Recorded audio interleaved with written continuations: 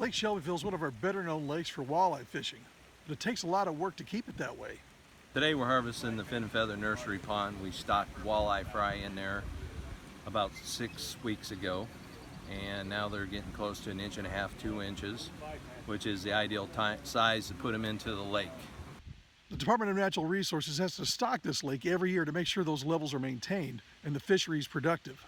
We hope to get upwards in the 250,000 range, and we know that that provides some really good fisheries for the lake. And according to local fishermen, this program has been a big success. The fish are being caught. But I know the fishermen have been catching good numbers of walleye out in the lake. In fact, we had one report of really high numbers of walleye.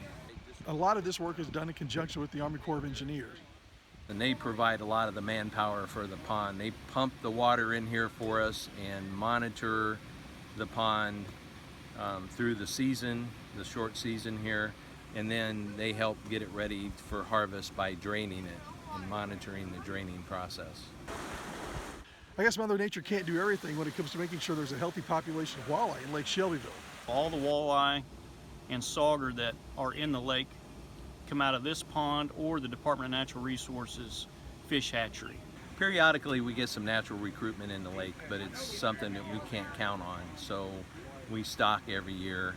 And we know from research through the Illinois Natural History Survey that these 2-inch size fish are the most economical size and give us the best return for our dollar in the lake.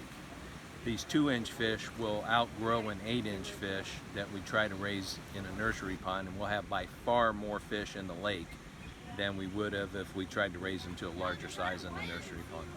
This isn't just a government project, because there's a lot of volunteers that get together to make sure that this happens. Yeah, and we have a number of fishermen here helping out today, and that's great to see. We have some kids came and helped out too. That's even better. And if you ever wondered what your fishing license money at work looked like, well, here it is. This is a direct reflection of fishing license dollars at work. The hatchery staff, of course, get paid by the fishing license monies that we collect. They spawn the walleye up the hatchery, produce the fry that we then stock in the nursery pond here. And then in addition, we purchase organic fertilizers that we use to fertilize the water and produce more zooplankton to feed the fry to get them to this size. Now that they're at the right size, it's time to move them out of their little house into the big reservoir. And it's a fairly low-tech process.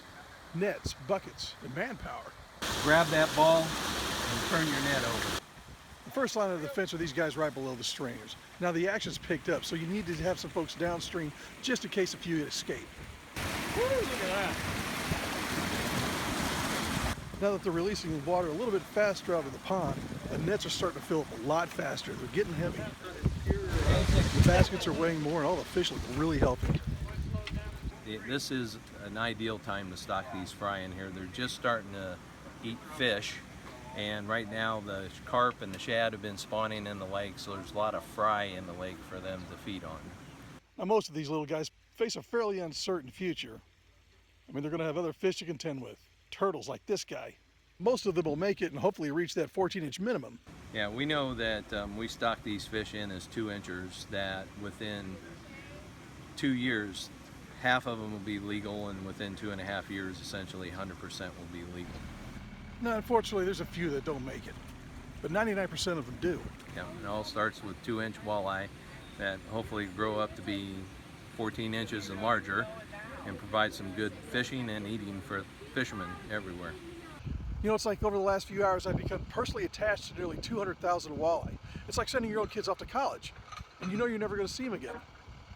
That is until you catch them in 2 years when they're of legal size, and it's not going to matter. In Lake Shelbyville, Steve Nichols, WAND.